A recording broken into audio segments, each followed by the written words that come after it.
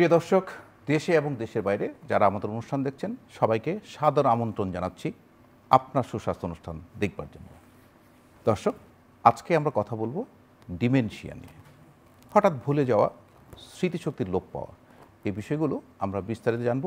আমাদের সাথে স্টুডিওতে আছেন প্রফেসর ডক্টর মালিহা হাকিম। তিনি অধ্যাপক, নিউরোলজি বিভাগ, জাতীয় নিউরোসায়েন্স ইনস্টিটিউট ও হাসপাতাল। অধ্যাপক ডক্টর মালিহা হাকিম একজন স্নায়ুরোগ বিশেষজ্ঞ। 1966 সালে ময়মনসিংহে জন্মগ্রহণ করেন তিনি। শিক্ষা জীবনের শুরুটা আজিমপুর সরকারি স্কুলে। বেগম বদরুন্নেসা কলেজ থেকে কৃতিত্বের সাথে এইচএসসি পাশ করে এমবিবিএস পাশ করেন Sylhet MAG Osmani medical college হাসপাতাল থেকে। চিকিৎসা শাস্ত্রে অধ্যাপক ডক্টর মালিহা হাকিম বঙ্গবন্ধু শেখ মুজিব মেডিকেল বিশ্ববিদ্যালয় থেকে উচ্চশিক্ষা গ্রহণ করেন। শহীদ সোহরাওয়ার্দী মেডিকেল কলেজ ও হাসপাতাল দিয়ে 1998 সালে চাকরি জীবন শুরু করে স্যার সলিমুল্লাহ মেডিকেল কলেজ ও হাসপাতাল এবং পরবর্তীতে আবারও শহীদ সোহরাওয়ার্দী হয়ে national institute of neuro science ও হাসপাতালে চিকিৎসা সেবা দিয়েছেন। বর্তমানে national institute of neuro science ও হাসপাতালে নিউরো মেডিসিন বিভাগের বিভাগীয় প্রধান হিসেবে দায়িত্ব পালন করছেন। আজীবন স্বাস্থ্য সেবা দিয়ে যেতে চান এই মহৎপ্রাণ চিকিৎসক। প্রথমে ডিমেনশিয়া সম্পর্কে জানতে চাই যে ডিমেনশিয়াটা আসলে কি? ডিমেনশিয়া হচ্ছে একটা রোগের লক্ষণ, কিছু রোগের লক্ষণ। এখানে দেখা যায় যে পূর্বে অর্জিত মস্তিষ্কের কার্যক্ষমতা সমূহ লোপ পেয়ে যায়। এমনভাবে লোপ পায় যে তার দৈনন্দিন কাজে অসুবিধা হয় বা দৈনন্দিন কাজ চালাতে পারে না। বিশ্ব প্রেক্ষাপটে দেখা যায় যে ডিমেনশিয়ার হার বর্তমানে 5 কোটির বেশি। এটা যদি আমরা গাণিতিক হারে বাড়াতে থাকি, দেখা যায় যে 2030 সালে এটা হবে 10 কোটির অধিক এবং 2050 সালে 15 কোটির অধিক। এবং ডিমেনশিয়ার মৃত্যুর হারও কিন্তু অনেক। সারা বিশ্বে ডিমেনশিয়ার কারণে মৃত্যুর হার 1990 সালে ছিল 10 লক্ষ এবং 2016 সালে তা বেড়ে দাঁড়াবে 24 লক্ষ। সো এটা মানে ক্রমান্বয়ে শুধু বাড়ছেই। কেন বাড়ছে? যে আমাদের গড়ায়ও কিন্তু বেড়ে যাচ্ছে। সো এই ডিমেনশিয়ার লক্ষণগুলো বাড়ছে বিভিন্ন কারণে, যেই রোগগুলো আমাদের বয়সকালে হয়। আপনি যদি এটার সাথে বাংলাদেশে তুলনা করেন, আমাদের বাংলাদেশে আগে কখনো আপনার এই সমীক্ষাটা হয়নি, বা 2019 সালে নিউরোসায়েন্স এবং আইসিডিডিআরবি মিলে আমরা একটা গবেষণা চালাই সারা বাংলাদেশে। তো সেখানে দেখা গেছে বাংলাদেশে ডিমেনশিয়ার হার 8.1%, এবং দেখা গেছে যে এটা মেয়েদের একটু বেশি হয় এবং ছেলেদের তুলনায় 2.7 গুণ বেশি হয় মেয়েদের। আরও দেখা গেছে যে উত্তরের জেলাগুলোতে বেশি হয়, ঢাকাতে একটু কম হয়। আর একটা হচ্ছে যে আমরা 8টা ডিভিশনে গবেষণাটা চালিয়েছিলাম।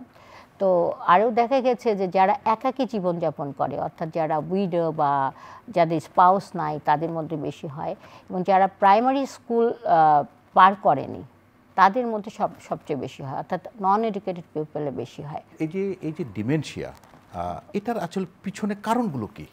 আচ্ছা, এখানে যেগুলো আছে সেটা কিছু নিরাময়যোগ্য কারণ আছে, কিছু ঝুঁকি আছে, কিছু অনিরাময়যোগ্য কারণ আছে। তো ঝুঁকিগুলো হচ্ছে যে ব্লাড প্রেশার, হাইপারটেনশন বা অধিক উচ্চ রক্তচাপ, তারপর হচ্ছে যারা অ্যালকোহল খায় তাদের, যাদের ডায়াবেটিস আছে তাদের, যাদের ডিসলিপিডিমিয়া বা রক্তে চর্বির পরিমাণ বেশি থাকে তাদের, তারপর হচ্ছে যে আপনার যারা ল্যাক অফ এক্সারসাইজ বা কমিউনিটির সাথে যারা বেশি মিশে না, স্যাডেন্টারি লাইফ যারা বেশি লিড করে, তাদের ক্ষেত্রে এগুলো আমরা ফেলে দিই যে এটা ঝুঁকিপূর্ণ দিক বা নিরাময়যোগ্য দিক। আর কিছু নিরাময় কারণও আছে, সেটা হচ্ছে যে vitamin B12 deficiency, vitamin D deficiency, then হচ্ছে যে কিছু ড্রাগস, যেটা ড্রাগস দিয়ে হতে পারে। আমি বিশেষ করে এটা ডাক্তারদের ক্ষেত্রে আমি বলতে চাই, কারণ কি যে এই ড্রাগসগুলো ডিমেনশিয়া যাদের আছে বা ডিমেনশিয়ার লক্ষণ যাদের আছে তাদের ক্ষেত্রে ইউজ করাটা খুব বেশি সমীচীন নয়। তার মধ্যে কমন যেটা, সেটা হচ্ছে যে অ্যালকোহল তো আছে যারা ড্রাগ অ্যাডিক্টেড থাকে, আর যাদের হচ্ছে যে আপনার যেটা আমরা সবচেয়ে বেশি ব্যবহার করি অ্যামাইট্রিপ্টাইডিন জাতীয় ড্রাগ, যেটা কিনা আমরা ডিপ্রেশন অ্যান্টিডিপ্রেসেন্ট হিসাবে ব্যবহার করি, অ্যান্টি এপিলেপটিক ড্রাগস। অ্যান্টিসাইকোটিক্সের মধ্যে আমরা একসময় খুব হ্যালোপেরিডল ব্যবহার করতাম, যে ডেলিরিয়ামের ক্ষেত্রে। এইটা সবচেয়ে খারাপ ড্রাগ, হ্যাঁ, ড্রাগস একটা খারাপ ড্রাগসের মধ্যে পড়ে। তারপর হচ্ছে যে আমরা যেটা টলটেরাজিন যেটা হচ্ছে যে প্রোস্টেটিক এনলার্জমেন্টের জন্য বা ব্লাডার ইনভলভমেন্টের জন্য কমনলি দিয়ে থাকি, এগুলো কিন্তু ওলানজেপিন যারা সাইকিয়াট্রিক্স যারা ব্যবহার করে, এগুলা ডিমেনশিয়ার লক্ষণ থাকলে তাদের ক্ষেত্রেও দেওয়া উচিত না, আবার এইটা ডিমেনশিয়াকে প্রভোগ করে। বা এইসব ক্ষেত্রগুলোতে আসলে ডাক্তারদের একটা বিবেচনায় আনতে হয়। আপনি যে কথা বলছেন, যেমন ধরেন আপনার প্রোস্টেটের ক্ষেত্রে ওষুধ তাকে খেতে হবে, তো সেক্ষেত্রে তার ডিমেনশিয়ার ঝুঁকি আছে বা ডিমেনশিয়ার হওয়ার সমস্যা, এরকম রোগীদের ক্ষেত্রে হয়তো একটু রিস্ক বেনিফিট রেশিও অনুযায়ী দিবে। আচ্ছা, আরেকটা জিনিস যেটা সেফ, তাহলে what is the safest drugs? এটা হচ্ছে সিটালোপ্রাম থাকে, মিট্রাজিপিন, এগুলো হচ্ছে যদি আমরা ব্যবহার করি, রিসপেরিডন, যে পেরিডলের ক্ষেত্রে আমরা রিসপেরিডন যদি ব্যবহার করি, এটা মোটামুটি সেফ। এই গেল হচ্ছে আপনার নিরাময়যোগ্য দিক। আরেকটা যেটা হচ্ছে ব্রেন টিউমারও কিন্তু একটা নিরাময়যোগ্য কারণ। আরেকটা যেটা সবচেয়ে important, subdural haematoma, that is হচ্ছে ব্রেনের আবরণীন থাকে একটা ডুরামেটার নামে, তার নিচে যদি রক্ত জমা হয়, সেই রক্তটা যদি ইভাকুয়েশন করা যায় তাহলে কিন্তু আপনার এটা সম্পূর্ণ কিওর হয়ে যায়। অনিরাময়যোগ্য কারণ যেগুলো, সেটা হচ্ছে স্নায়ু ক্ষয়জনিত রোগ, এটাতে সবচেয়ে উল্লেখযোগ্য হচ্ছে অ্যালজাইমার্স ডিজিজ। আরেকটা হচ্ছে লিওভার্ডি ডিজিজ, পার্কিনসন্স ডিমেনশিয়া, স্ট্রোকের জন্য যেটা হয় সেটাও কিন্তু আপনার অনিরাময়যোগ্য। এখানে আমি অ্যালজাইমার্স ডিজিজের সাথে ডিমেনশিয়া বা যেটাকে আমরা নিউরোডিজেনারেটিভ ডিসঅর্ডার বলি একটু পার্থক্য করতে চাই। যে ডিমেনশিয়াতে ছয়টা ডোমেইন, যে কার্যক্ষমতা সম্পন্ন, যেটা আমি বললাম যে মস্তিষ্কের কার্যক্ষমতা 6টা ডোমেইন থাকে সেটাতে। এইটাতে যেটা একটা উল্লেখযোগ্য দিক হচ্ছে স্মৃতিশক্তির লোপ পাওয়া এবং নতুন করে শেখার ক্ষমতা হারানো। এইটাই কিন্তু ডিমেনশিয়া যেটা থাকে, মেজর নিউরোকগনিটিভ ডিসঅর্ডার, এখানে থাকতেই হবে তা না, কিন্তু অ্যালজাইমার্স ডিজিজ এটা আবশ্যকীয়, এটা থাকতেই হবে। যখন এটা থাকবে যে স্মৃতিশক্তি লস হচ্ছে এবং তার সাথে নতুন শেখার ক্ষমতা হারাচ্ছে, তখন কিন্তু আমরা তাকে বলবো হ্যাঁ এটা ফার্স্ট প্রেজেন্টেশন থাকবে এবং ক্রমান্বয়ে বাকিগুলো আসবে, তখন কিন্তু আমরা বলবো হ্যাঁ দিস ইজ অ্যালজাইমার্স ডিজিজ। কিন্তু আরও যেগুলো ডোমেইন থাকে এগুলো সবার জানার মানে প্রয়োজন। সেটা হচ্ছে যে ভাষাগত দিক, একটা আমরা বলি ভাষাগত দিক দিয়ে খুব সহজে বোঝা যায়। যে আপনি বললেন যে কথা হারিয়ে ফেলি, কথা বলতে বলতে মাঝখানে হয়তো বা একটা ওয়ার্ড সে মনে করতে পারলো না, কথার ফ্লুয়েন্সিটা হারিয়ে যাবে। তারপর হচ্ছে যে আপনার আমার হাতে একটা মোবাইল আছে, আমি তাকে জিজ্ঞেস করলাম হোয়াট ইজ দিস, সে বলবে যে এটা দিয়ে তো ফোন করে, এটা তো আমার পকেটে থাকে, এটা দিয়ে তো আমি কমিউনিকেশন করি, বাট সে বলতে পারবে না যে এটা মোবাইল। এটা আমার মানে একেবারে কমন সিমটম এগুলো। তো এগুলোকে আমরা বলি অ্যানোমিক অ্যাফাসিয়া, এটাও থাকতে পারে। আচ্ছা, তা এইটুকু হচ্ছে কমন ফর্ম কিছু। আরেকটা হচ্ছে মনোনিবেশ থাকে, যে এটাকে বলে কমপ্লেক্স মনোনিবেশ, এটা কিন্তু ওদের থাকে না। সেটা কি, যেমন হচ্ছে যে আপনার সাথে আমি কথা বলছি, এটা একটা টাস্ক, যখন আমি এর মধ্যে একটা ফোন আসলো আমি কথা বললাম, তাহলে দুইটা টাস্ক, দুইটাতেই আমি সমান গুরুত্ব দিয়ে কথা বলতে পারলাম। এমন সময় এখন হয়তো বা কেউ সামওয়ান এসে বলল যে ডক্টর জিয়া আপনার একটা রিলেটিভ খুব অসুস্থ, আপনি মানে এটা একটা ইনফরমেশন দিল, তখন আপনি এটা কী করলেন, সেটাও চিন্তা করলেন যে which one is the priority base, যে আপনি চিন্তা করলেন যে হ্যাঁ আমার আজকে ওখানে যেতে হবে। এই যে প্রায়োরিটিটা, এই যে গুরুত্বটা, এই গুরুত্বটা কিন্তু তখন ডিমেনশিয়ার পেশেন্টের বুঝতে পারে না। আরেকটা খুব এটা ইম্পর্টেন্ট, যে সমন্বয়হীনতা সামাজিকভাবে যেটা, সেটা কেমন, সেটা হচ্ছে যে হয়তো একটা মিলাদে গেল, সেখানে মানুষ কি থাকে, একটু স্যাড থাকে, সে এমন করে হাসতেছে, এমন করে কৌতুক বলতেছে, বা সেটা মানে সমন্বয় করতে পারছে না। তো এই জিনিসগুলো সাধারণত প্রিডমিনেন্টলি নিয়ে আসে। আরেকটা হচ্ছে যে এই প্রিডমিনেন্সি কী নিয়ে আসে, যে আপনার যদি তার আগে সবচেয়ে বললাম যে স্মৃতিশক্তিটা, এটা যদি তার লোপ পেয়ে যায়, মানে নতুনভাবে সে অ্যাকোয়ার্ড করতে পারে না, সে কিন্তু পুরানো চিন্তা, কোন পেশেন্ট হয়তো এসে বলবে যে আমার মা তো এত সুন্দর ছবির মতো কথা বলে, কিন্তু তার নতুন যে স্মৃতিশক্তিটা, রিসেন্ট যে স্মৃতিটা, সেটা না, মানে সে বলছে অতীতের হিস্ট্রিগুলো সে বলে দিচ্ছে। আমার 2-1টা পেশেন্ট আছে, আমি ডিমেনশিয়া নিয়ে প্রায় 7-8 বছর ধরে কাজ করছি। আরেকটা পেশেন্ট আছে, সে যে মসজিদে গেছে তার ছেলে খুঁজে পায়নি। আরেকটা পেশেন্ট আসছে যে সে দোকানে 3 বছর ধরে বাবাকে পায় নাই, তো কাছের একটা দোকানে সে বসা ছিল, মানে ওদের বাসার পাশে, তো সেখানে কোনো একজন লোক চিনতে পেরে তাকে বাসায় দিয়ে গেছে। অর্থাৎ কি, তার নেভিগেশনও ভুল হয়ে যায়, পথ কোথায়, বাথরুম কোথায় চিনতে পারে না, কোন রুম কোথায় এটা চিনতে পারে না। তো এই জিনিসগুলো নিয়ে আসে। আর অ্যালজাইমার্স ডিজিজে সবগুলোই আসে, কিন্তু হচ্ছে তার স্মৃতিশক্তিটা ম্যান্ডেটরি থাকতে হয়, ফার্স্ট প্রেজেন্টেশন থাকে। আমাদের উপসর্গগুলোকে জানতে হবে, জানার পরে আমাকে কি করতে হবে, ইনভেস্টিগেশন করতে হবে। একটা ক্লিনিক্যাল পিকচার তো থাকে, বাট তারপরেও আমাদেরকে সব কিছুই করতে হয়। তো আপনাকে আমি বলেছি যে কতগুলো রিস্ক ফ্যাক্টরের কথা বলছি, ঝুঁকিপূর্ণ দিকগুলো। সেই জন্য আমরা ধরেন এগুলো হচ্ছে যে ডক্টরদের উদ্দেশ্যে বলা, এটা হয়তো বা CBCS আর PBF করতে হবে। PBF করলে আমরা ভিটামিন B12 আছে কিনা, ডেফিসিয়েন্সি আছে কিনা বুঝতে পারবো।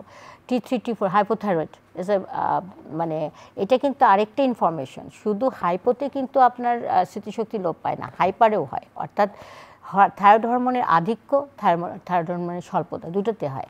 তারপর হচ্ছে স্টেরয়েডে হয়। তারপর হচ্ছে যে আপনার সো দ্যাট আমরা এটা মেজারমেন্ট করতে পারি। আর কি করতে পারি, বুকের এক্সরে করতে পারি, সার্কোয়াইডোসিসে হয়।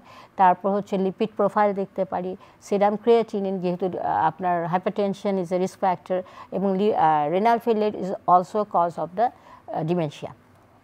তারপরে liver function, SGPT, liver failure is also a risk factor for the dementia. MRI করি আমাদের দেশে, যেটা আমি বলবো যে আমরা প্রথম করেছি যে volumetric assessment of the MRI, অর্থাৎ ভলিউম দেখে আপনি ডায়াগনোসিস করতে পারবেন ইজ ইট অ্যালজাইমার্স ডিজিজ, আর একটা হচ্ছে অথবা বয়স্কজনিত কারণেও তো হয়, GCS স্কোর, ফাজেকে স্কোর নামে একটা স্কোর আছে। তো ওগুলো দিয়ে আমরা সাধারণত কী করি যে এটা অ্যালজাইমার্স নাকি ভাস্কুলার ডিমেনশিয়া নাকি এটা FTD, ফ্রন্টোটেম্পোরাল ডিমেনশিয়া, একটা ডিমেনশিয়া আছে যেটা অনিরাময়যোগ্য, এগুলো আমরা বের করি। ডিমেনশিয়া যদি অ্যালজাইমার্স ডিজিজের জন্য হয়, এটা কিন্তু একটা প্রোগ্রেসিভ ডিসঅর্ডার, এবং এটা আপনার যখন হয়ে যায় তখন কিন্তু তাকে আমরা নিরাময় করতে পারি না। কিন্তু এটার যদি আমরা এই মার্কারগুলো ডিটেক্ট করতে পারি, বিশেষ করে আর্লি, এখানে আমরা একটা টার্ম বলি MCI, মাইল্ড কগনিটিভ ইম্পেয়ারমেন্ট, অর্থাৎ এমন মস্তিষ্কের কার্যসমূহগুলো এমনভাবে ব্যাহত হচ্ছে কিন্তু সে দৈনন্দিন কাজ করতে পারছে। পার্থক্য কোথায়? যদি আপনার দৈনন্দিন কাজ করতে না পারে তখন আমরা তাকে পুরোপুরি ডিমেনশিয়া বলবো। আর যদি দৈনন্দিন কাজ করতে পারে কিন্তু তার মস্তিষ্কের কার্যক্ষমতা সমূহ মানে ব্যাহত হচ্ছে, তখন MCI। এবং এটার ইম্পর্টেন্স কি জানেন? এটা হচ্ছে যে আপনার annually 10 to 15% MCI converted to dementia, এবং দেখা গেছে 80% MCI ডেভেলপ টু ডিমেনশিয়া। এবং এই পর্যায়ে যদি আমরা ডিজিজ মডিফাইং ড্রাগস যেটা আছে বিশ্বে পাওয়া যায়, আমাদের এখানে পাওয়া যায় না, যদি অ্যাপ্লাই করতে পারি তাহলে আমাদের সেই ডিমেনশিয়াটা প্রোগ্রেশন হতে অ্যাটলিস্ট 1 decade বা 10 years ডিলে। আপা 4 দিনের ছুটি পেলাম, তাই ফ্যামিলি নিয়ে ঘুরতে যাব। আপনি কোথাও ঘুরতে যাবেন? আমরা কি আপনার মতো এত নিশ্চিন্ত? ব্যবস্থা নিলেই নিশ্চিন্ত হওয়া যায়। ভাগ্যিস ডাক্তারের পরামর্শক্রমে আমি সর্বাধুনিক স্বল্পমাত্রার জন্ম নিয়ন্ত্রণ পিল রোজেন 28 গ্রহণ করেছিলাম।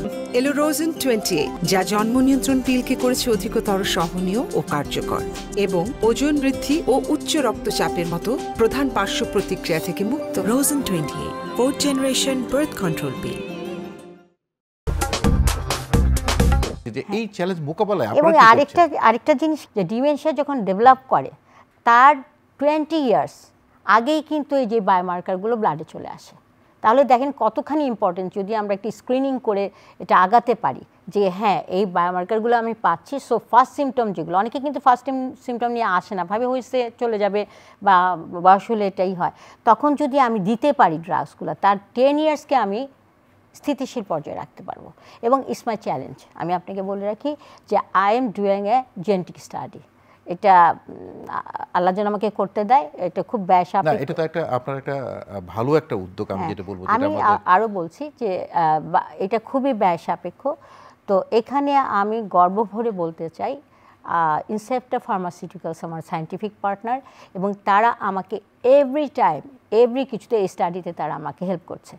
এবং এখানে আপনি ক্যান ইউ ইমাজিন একটা একজনের পরীক্ষা করতে আমাকে লাগে 50,000 টাকা। আমার একটা স্বপ্ন এটা আর কি, আমি বাবা মার মধ্যে করছি এবং তার ছেলেমেয়ের মধ্যে করছি। ছেলেমেয়ের যখন ওই জিনটা পাওয়া যাবে তখন ভবিষ্যতে ও যখনই দেখবে যে তার একটুখানি উপসর্গ আছে, তখন তাকে যদি আমি ডিজিজ মডিফাইং ড্রাগস দিই তাহলে সেটা তার অনেক অনেক বছর সে ভালো থাকতে পারবে। আমি কিন্তু বাংলাদেশের বিভিন্ন জায়গায় ডিমেনশিয়া অ্যাওয়ারনেস প্রোগ্রাম করি, কি করি এটা আমি পুরোটা বাংলায় বলি, এবং এটা যতটুকু গুরুত্ব দেওয়া উচিত সেইভাবে আমি অ্যাটলিস্ট এখন 9টা কি 10টা মেডিকেল কলেজে করেছি, এবং সেটাও আমার সায়েন্টিফিক পার্টনার ছিল ইনসেপ্টা ফার্মাসিউটিক্যালস। তো ওখানে হয় কি, এখন যেখানে আমি প্রসঙ্গক্রমে আরও বলি যে আমি ডিমেনশিয়া ক্লিনিকটা নিউরোসায়েন্সে প্রথম শুরু করেছিলাম, এবং আমার পেশেন্ট সংখ্যা ছিল 0, কারণ কেউ বুঝতে পারতো না। তো এখন সেটা আমি প্রায় 1000-এরও বেশি আমার লিপিবদ্ধ আছে পেশেন্ট। আচ্ছা, এটা গেল একটা কথা। আরেকটা প্রসঙ্গে আমি আরও বলতে চাই যে আমাদের উচিত একটা মানে মাল্টি টিম, প্রথমে আমাকে ডিমেনশনে অ্যাওয়ারনেস তৈরি করতে হবে সাধারণ মানুষের মধ্যে, ইভেন আপনার হচ্ছে যে এডুকেটেড পিপলের মধ্যে। তারপর আমার যে এই লিমিটেশনসগুলো বললাম সেটা সম্পর্কে আমাদেরকে বলতে হবে যে আমাদের এই লিমিটেশনসগুলো আছে। তারপর যদি আমরা একটু ড্রাগস, সরকার বলেন বা যারা এইটার সাথে জড়িত, তারা যদি একটু ডিজিজ মডিফাইং ড্রাগস বা উপযুক্ত ড্রাগস নিয়ে আসে, তাহলে হবে কি যে আমরা সেটাকে অন্তত কিছুটা হলেও রোধ করতে পারবো। আর নিরাময়যোগ্য কারণগুলো তো রোধ হবেই, অনিরাময়যোগ্যগুলো কারণ একদিন না একদিন হবে। আরেকটা জেনেটিক স্টাডি করছে যে ওইটা বিভিন্ন প্যাথোলজির উপর নির্ভর করে কিন্তু জেনেটিক বেসিসে ড্রাগসের চেষ্টা বাইরে করা হচ্ছে। সো আমার তো বয়স হয়ে গেছে, আমি এটা শুরু করলাম, ভবিষ্যৎ প্রজন্ম যদি এটাকে এগিয়ে নিয়ে যায়। এখানে আমি একটু আপনার সাথে অ্যাড করতে চাই যে আপনি যে চ্যালেঞ্জগুলোর কথা বললেন, একটা হলো যে প্যাথোলজির যে ফ্যাসিলিটিস, আপনি বলছেন যে আমাদের এখানে অনেক ফ্যাসিলিটি আসেনি, তো সেই জিনিসগুলো একটা উদ্যোগ হওয়া দরকার, এটা সরকারিভাবে হোক বা এই উদ্যোগের জন্যই তো আমি যেখানে নিউরোসায়েন্সেও আমি অনেকগুলো অ্যাওয়ারনেস প্রোগ্রাম করেছি, এবং আমাদের যাদেরকে আনতাম তারা হচ্ছে যে যারা পলিসি মেকার, এটা তো আমি পারবো না, তো ওরা যদি এটাকে আনতে পারে, এটা তো একটা জায়গা থেকে একটা অ্যাপ্রোচ করতে হবে। সেটা আমার কাছে মনে হয় যে আপনি একটা খুব ভালো একটা উদ্যোগ নিয়েছেন। এটা যদি এই ইনভেস্টিগেশনগুলো প্রাইভেট সেক্টরেও যদি আসে, তাহলে তো আমরা এই কাজগুলো বাইরে করতে হচ্ছে। আপনি বললাম না যে 20 বছর আগে এগুলো চলে আসে। আপনি খুব একটা ইম্পর্টেন্ট কথা বলেছেন যে আমরা যদি ডিমেনশিয়া শুরু হয়নি বা লক্ষণ দেখা যাচ্ছে, আপনি বুঝতে পারছেন মার্কারগুলো দেখে, তখন একটা ডিজিজ মডিফাইং ড্রাগ যেটা আপনার অ্যাভেলেবল হচ্ছে না, সেটাও যদি আমরা মার্কেটে আনতে পারি। একটা ডিমেনশিয়ার ফ্যামিলিতে যদি একজন আর্নিং মেম্বার বা একজন মেম্বারের ডিমেনশিয়া হয়, ওই ফ্যামিলি ধ্বংস হওয়া একেবারে অনিবার্য। বেড রিটেন থাকে, পেশাব পায়খানা করে। এখানে কেয়ার গিভারের একটা বেশি রোল আছে, আমি এটা বলা হয়নি। ট্রিটমেন্টের পাশাপাশি কেয়ার গিভারদের কিন্তু ট্রেনিং দিতে হবে যে ও কিভাবে দেখবে, বিরক্ত হলে চলবে না। একটা পেশেন্ট, ডিমেনশিয়া পেশেন্ট যা বলবে তাই কিন্তু বলতে হবে যে হ্যাঁ এটাই তো হয়েছে বা এটাই তো কিছু, বা তাকে যেভাবে ডিল করবে সেই কেয়ার গিভারেরও কিন্তু ট্রেনিংয়ের ব্যবস্থা করা উচিত বাংলাদেশ থেকে। কারণ এটা তো মোটামুটি একটা অনিরাময়যোগ্য ডিজিজ, বিশেষ মানে বেশিরভাগ ক্ষেত্রে। তাহলে কেয়ার গিভাররা হচ্ছে পরবর্তীতে রিহ্যাবিলিটেশন সেন্টার করা উচিত। তো আমিও স্বপ্ন দেখি যে একটা রিহ্যাবিলিটেশন সেন্টার করব, যেখানে মাল্টি স্টেপ জিনিস থাকবে। আমরা যদি সঠিকভাবে ডায়াগনোসিস করতে হয়, পেশেন্টকে তো আগে আসতেই হবে, একজন যোগ্য ডাক্তারের কাছে যেতে হবে। বেশিরভাগ যায় সাইকিয়াট্রিস্টের কাছে, এটা নিউরোলজিস্টের কাছে যেতে হবে। নিউরোলজিস্ট দেখবে যে আমাদের দেশে অ্যাভেলেবল জিনিসগুলো দিয়ে পরীক্ষা করে দেখবে বা ইনভেস্টিগেশন করে দেখবে, দেখার পরে তারপরে সে হচ্ছে ট্রিটমেন্ট দিবে। যেগুলো ট্রিটমেন্ট দিলে ভালো হয় সেটা দিবে, এবং যেগুলো অ্যাভয়েডেবল সেগুলো দিবে না। এখানে আমি বিশেষভাবে আবার বলতে চাই যে যেগুলো আমাদের কাছে ইনভেস্টিগেশনগুলো নাই, বিশেষ করে phosphorylated tau protein, amyloid beta protein, যেটা কিনা এখন প্লাজমাতেই দেখা যায়, ব্লাডে দেখা যায়, সিএসএফেও লাগে না, ব্লাডেই দেখা যায়। এগুলো যদি সরকার আমাদের বা যারা ইনস্টিটিউট বলেন, মেডিকেল কলেজের প্রধান বলেন, তারা যদি আনে, তাহলে আর্লি ডিটেকশন করে আমরা যদি ডিজিজ মডিফাইং ড্রাগসও আনতে পারি, তাহলে আমাদের ডিমেনশিয়াকে আমরা রোধ করতে পারি বা প্রোগ্রেসিভনেসটাকে বাড়াবে। এই প্রসঙ্গে আমি একটা বলছি যে গত বছর একটা স্লোগান ছিল, never too early never too late.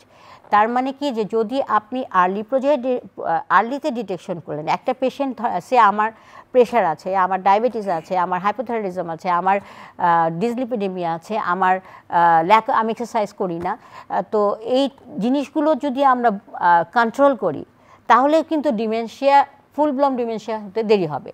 So never too early বলতে কোনো কথা নেই, আপনি যখনই পারবেন করবেন। আর নেভার টু লেট হচ্ছে যখন আপনার চলে আসবে তখন যদি আপনি করে ফেলেন, তাহলেও আপনার ডিজিজ প্রোগ্রেশনটা স্লো করা যাবে, অবশ্যই খুব বেশি দেরি না হলে।